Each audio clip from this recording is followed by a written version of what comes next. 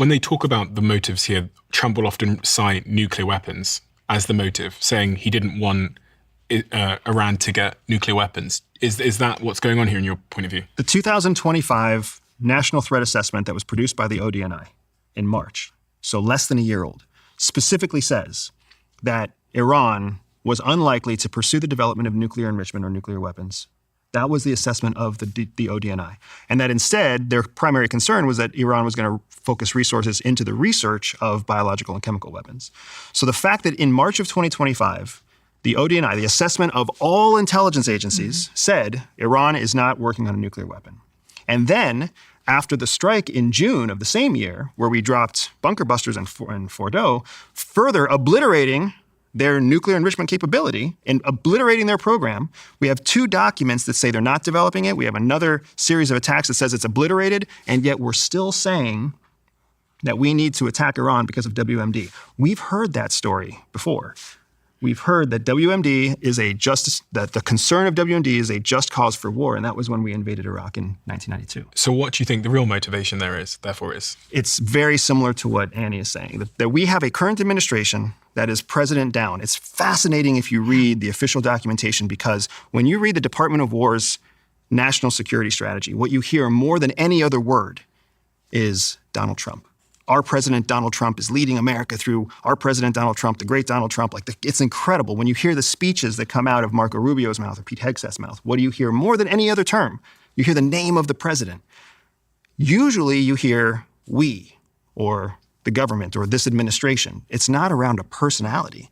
So it's a very interesting situation because there's so much of a person at stake here, and everybody surrounding the office of the president is only there because they are kissing the ring of the personality in the center. And Benjamin, I'm going to add to that further just for a moment, if I may, because on that point, the button on that is that I watch the current president's speeches to sort of, discern things. And you can often get your answer right there. And in one of the speeches, either this morning or yesterday, he mentioned that the Ayatollah tried to kill him. And to me, it's like, oh, that's the tit for tat, again, top down, or you could say schoolboy sandbox. I say that as the mother of two boys. This human behavior that is way outside the norm of, intelligence reports and assessments and these long monographs that may or may not actually be effective. I mean, the biggest surprises of the past 40 years, the Berlin Wall falling and 9/11, were completely unseen by any intelligence report. So there is an argument that those intelligence reports are as good as a coin toss. So I want to come to that point because the very fact that we have an Islamic Republic is a direct result of a failure of American intelligence to see that threat as early as 1976, 77, a failure to inform then President Carter to take the necessary steps to support the Shah and to neutralize that threat. So the United States track record in Iran for the last 40 or 50 years is abysmal when it comes to intelligence and when it comes to statecraft. And so there's that legacy, number one. Number two, October 7, 2023, the Hamas attack against Israel changed the dynamic entirely. That attack surprised Israeli intelligence, it surprised Americans, it surprised almost anybody watching. Nobody thought Hamas was going to do that when they did it and the means in which they did it. So all of a sudden that forced a recalibration, a recalculation of what's at stake, what could happen. If we wait for an imminent threat till we see actually the sign outside the door, it's too late.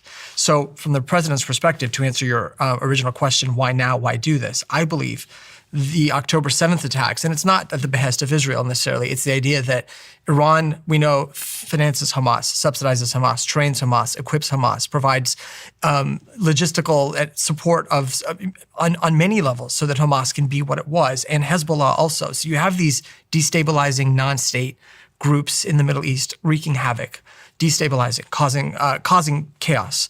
You're the United States, you're also dealing with a nuclear threshold state. So Iran may or may not have a nuclear weapons program, but they exceeded the 20% enrichment that they were allowed to do under the non-nuclear non-proliferation treaty. They violated IAEA safeguards. They lied.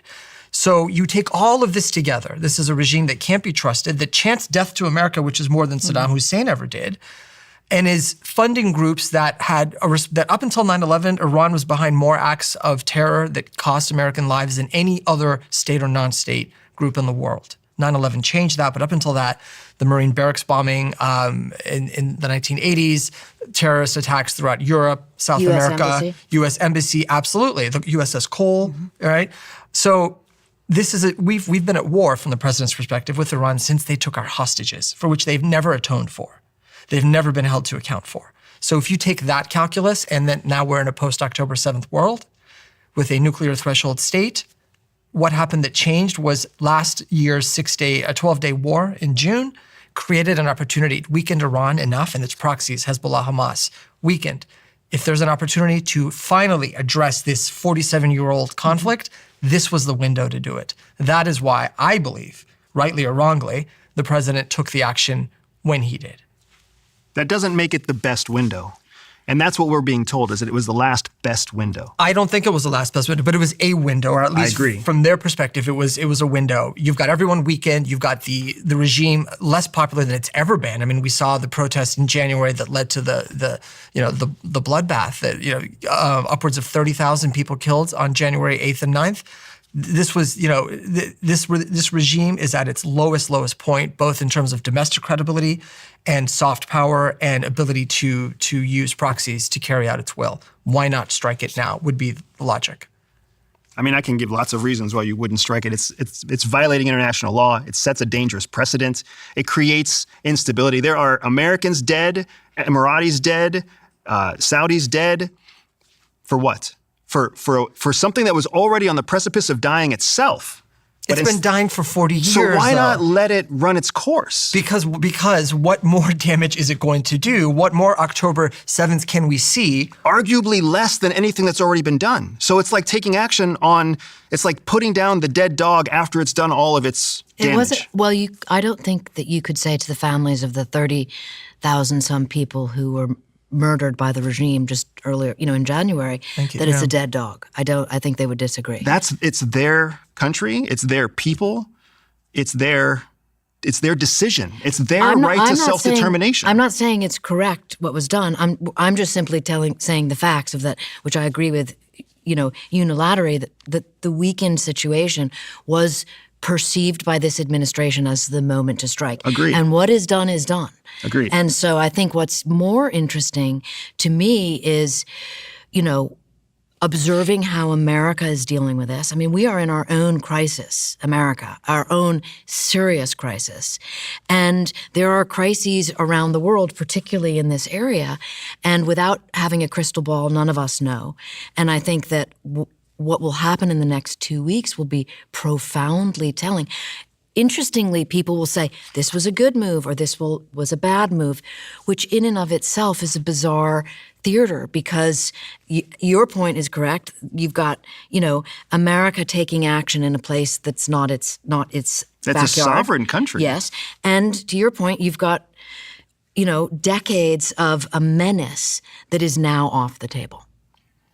I would disagree with that. Maybe. Exactly. We don't know. Yes. And the worst part is that in the lead up to this, Iran's relationship with Russia and China and other countries that are successfully countering American influence worldwide had grown closer than ever before.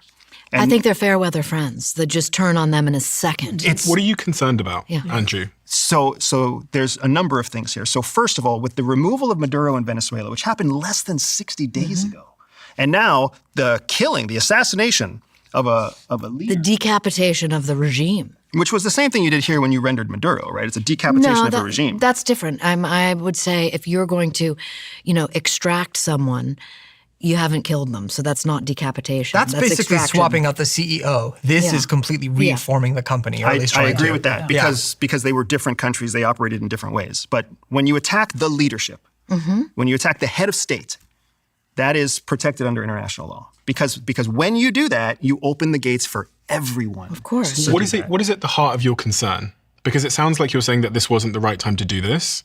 And so what are the unintended consequences that you're foreseeing? So there is a domino effect that happens with every decision that the United States makes. And now that we have essentially taken this military action against a sovereign country, it opens the door for all sorts of other countries to just unilaterally choose when they're going to take action against another sovereign.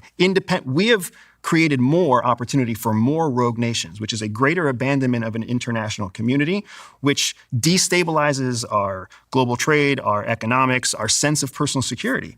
The Americans are less secure now than they were 4 days ago. They're targeted now more than they were 4 days ago. And if we are coming to the conclusion that we need to make things worse before we can make things better, that's a conversation I guess we can have, the debate we can have. But with the crisis that we have here at home, with the concerns that exist, with the stated priorities. What crisis here at home? We have an economic crisis here at home, an immigration crisis here at home. We have a crisis of politics here at home. Like the United States is... I would just say it's tribal warfare here at home. I mean, I watch it and it's just very, very, very dangerous. Keep going. No. It's just now we have just exacerbated that even more. And we've exacerbated that more with an ally in the Middle East that just got done carrying out one of the most destructive attacks in history against Gaza. You brought up something. You talk about sovereignty with regards to the January 8th,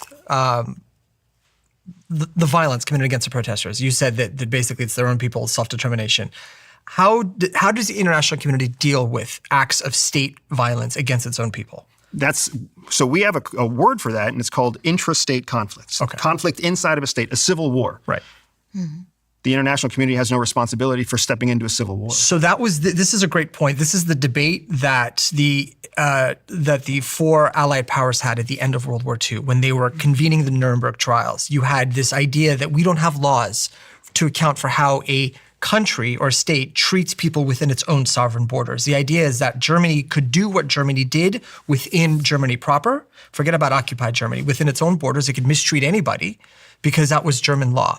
And the push was that that's not the world we want to live in anymore. We want to live in a world where basically nations cannot do that to people. And that's where the basis of the Nuremberg tribunals came, and that's where we got international law of war crimes, crimes of aggression, genocide, so on and so forth. So the idea is that just because Iran is sovereign, we sit back and allow them to do that. It wasn't a civil war because one side was fighting with knives, machetes, assault rifles. The other side had spoons, wooden spoons, that kind of thing, right? It was so lopsided. It was such an abuse and a asymmetric battle. Under the Clinton administration, we chose to not be part of the International Criminal Court. We pulled ourselves out of the very same conclusion that you're talking about. Yeah, but Nuremberg was not, but there's also the ICJ. There's a UN framework that's independent from the ICC and the Rome Treaty. So all I'm saying is we do have international law that addresses what nations can do to their own people. And we violated international law by attacking a head of state. So what is there's no continuity. There's no consistency. We choose to do what we choose to do. We choose to support what we choose to support, and we choose to abandon what we choose to abandon. And how do you make sense in a world like that? How do you predict the future? How do you manage even raising a family? How do you know where you can travel? How do you decide on investments? You can't. That is a great point, and I think that's a point to be made here is that there's an absence of the enforcement of law internationally, and it's victor's justice. And the dominant will essentially exercise whatever will they want, the law be damned. Do you think this is part of what his motivations are linked to his personal legacy? And I say this a lot because I think sometimes you got to kind of follow the incentive structure, especially of a president that can't be re-elected, who has talked a lot about wanting to win the Nobel Peace Prize, although he's probably never said it directly. And it almost looks like a Trump that's thinking about his legacy ahead of time. And one's legacy is going to be determined by the wars you start, the people you take out, the Venezuela situation, the economy seems to be really important to him. Do you think he's motivated more so by his legacy than, say, someone else? I do believe that we are in a position where this is the first president we've ever had. And I would love to be wrong. Please disagree with me on this. But I think this is the first president we've ever had that's more focused on personal legacy than professional or political legacy. I think he's thinking about Donald Trump and the name Trump and the Trump fortune and the Trump future more than he's thinking about the image of him on children's bookmarks as a president of the United States for the rest of the existence of the United States. I hope I'm wrong, but I don't feel like he's motivated by country, by service. He is supposed to be a public servant. It's not country over party over country. It's brand over country, the Trump brand. I would agree with that, yeah. I've never heard a president talking about, I might take Greenland, might go to Venezuela. He fancies himself a deal maker. He wants a Nobel Peace Prize. He prides himself on the number of wars that he's ended, conflicts that he's solved. I think ideally he would have wanted Iran to end up with a diplomatic solution. He came with terms. I don't think war was a preferred option. I think he would be much happier if there was an agreement that, allowed everything to kind of stay in place. Iran would abide by nuclear restrictions, missile restrictions, proxy restrictions, and then a Trump casino gets built in, Tehran. That would have made him happy. Because, that is about the personal. That is about the brand. And it's also, he sees that as benefiting the United States, benefiting the U.S. as global partners in the region. So, but I think a lot of this is personally driven. I would agree. I also find it quite fascinating that our Prime Minister in the UK, Keir Starmer, is not being asked about any of this stuff ahead of time. I think if we go back a couple of decades, the UK and the US were allies. Now it seems like the US is kind of acting as a lone force in the world. And it's funny because, I watched Keir Starmer come out after the attacks have happened, and he clearly had no idea what was going to happen. Same in Venezuela. Once upon a time, you would have briefed us. The president did go to the prime minister about, I think, using Diego Garcia and other bases, and was turned down, if I'm not mistaken, right? So there was some awareness that something was being planned, and the prime minister said that the UK government would have no part in any of that. What's going on here? What's the macro picture in terms of the declining world order that we once knew, where it wasn't just United States running around doing whatever they liked, and other people might be briefed or asked? I'm interested in looking at outcome, and then kind of looking backwards at how we got there. And I'm also very interested in how divided America is, because I really do see it as the greatest weakness. So you can show strength in what just happened, but if you are extremely vulnerable at home, and I'm not talking necessarily about Hezbollah terrorist cells being, activated, which may or may not happen. I'm just talking about the clash of political parties in the United States. And to that end, I often look at the past. And so we're talking about, you mentioned, being friendly and having our allies and I can't help but look at the reaction of the opposing party right now at this action, for better or for worse, but bringing up the Iraq war. And talking about how we got our allies involved. We went to Congress. And I, as a historian, can't help but think, but wait a minute, the Iraq war was built on faulty intelligence. The Iraq war led us into a 20-year absolute misery with so many people in this area killed and so many more problems metastasizing as a result. And so to be selective about what works and what doesn't work is, to me, as dangerous as a situation as we are in now. And I know that's a little bit skirting away from, giving you an answer as to why what was done, or whether it's a good idea or a bad idea. It just simply is very interesting to me, because I can't help but see, being a subject matter expert on the history of the CIA in particular, I see these actions where it is presidential authority driven since the end of World War II. And to me, that's what this action looks like. So we're in the new era where we are in, which I find interesting, is where the President of the United States can essentially take what would historically be a covert action operation. You wouldn't even know about it. That would be the idea. Instead, announcing it as a military program. So he's merging the legal authorities of Title 10 and Title 50. What's that? And of course, the average person in the United States isn't like, oh, wait a minute, he's merging those authorities, because... What are the Title 10 and Title 50? Well, Title 10 is the military must follow certain laws of war. Okay? And Title 50 says if the president decides it is a national security threat, he can use the CIA's paramilitary, that is an actual military force. They sheep dip Tier 1 operators over from the military and take the patches off their shoulders, put them in non-military clothing, and send them out to do military-type work.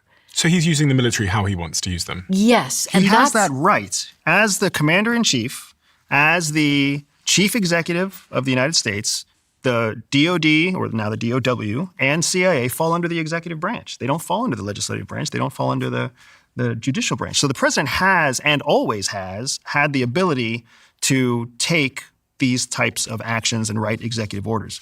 What's so different here is that while we're talking about CIA and CIA being used by the president in his exercise of authority, what we're all not talking about, what we're missing, is that CIA has been gutted. This is the same president that went to war with CIA in his first term. CIA has gone through massive attrition since then. They were defunded under his first presidency. So Director Ratcliffe is the least used director, the least referenced director. You never hear about him. Is he the head of the CIA? He is the head of the CIA. And what I am concerned about is that the CIA I left in 2014 was already missing intelligence on Venezuela and Iran. Since then, it's gotten smaller. It's gotten marginalized more. It's been treated hostilely by the U.S. president. And the CIA that I had started hearing rumors about in the early 2020s, 65% of the intelligence that they were producing was coming from foreign allies. They didn't have the ability to create their own intelligence. What I would also say is that every CIA, sadly, has nostalgia for the former CIA. If you look at history and believes that their CIA was better than the current CIA, that's just the nature of... I'm not saying it was better or worse. Yeah. I'm just saying the intelligence that the CIA is using now, I would argue that we keep talking about CIA and you keep seeing CIA in the headlines, and it's actually not.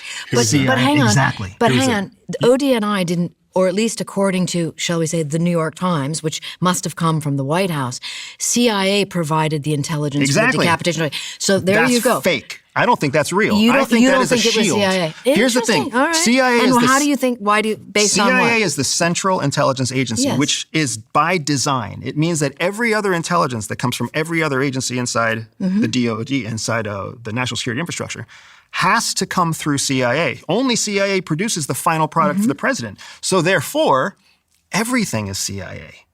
And CIA is the one that's in charge of maintaining foreign relationships with foreign intelligence services. So when Israel has an intelligence report that they share with the US president, it goes through the CIA. So all credit and all blame always goes to CIA. That doesn't mean CIA actually had the intelligence themselves. So what